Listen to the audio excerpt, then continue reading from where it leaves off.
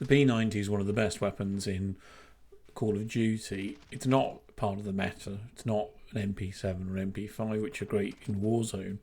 But in the multiplayer game, it's certainly an excellent weapon to use, and it's got great mobility. It's got great ammo capacity on the base weapon, which means it's just great fun to use when you're playing any of the multiplayer versions.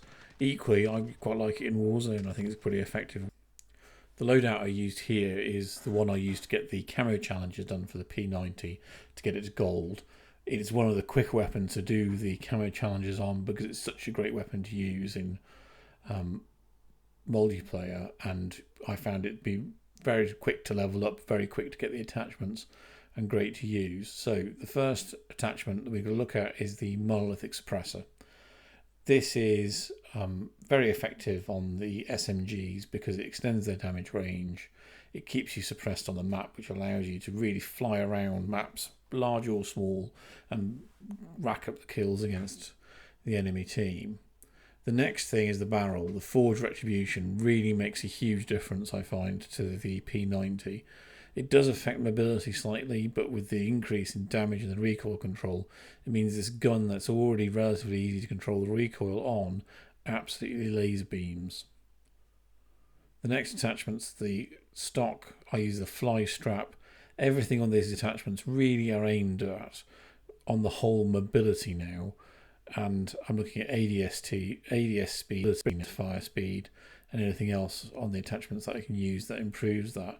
I use stipple grip tape pretty much on all my gun builds. I will sometimes change that up if you're going to do long shots for rubberized or granulated, depending on how the gun feels. But with the P90, you don't need to do that. This is a one loadout, one setup suggestion. This is good for everything. It's good for close up, it's good for long shots, it's good for doing anything. I found it really useful to get to here. And finally, for the underbarrel, I also use the stipple grip tape. It's different to the rear grip. The front underbarrel stipple grip tape gives you recoil control and aiming stability.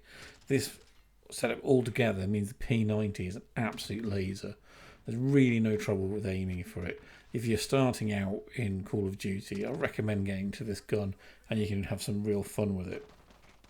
The alternatives, and you can see in the videos, there are some alternative attachments to use, are the lasers.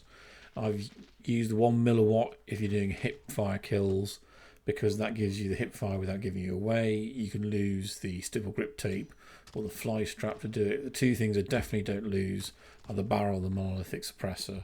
The other attachments you can alter slightly to allow for the lasers. You can also lose the underbarrel. You can use the 5 milliwatt laser, which gives your position away, but it is an effective way of getting your sprint to fire speed down.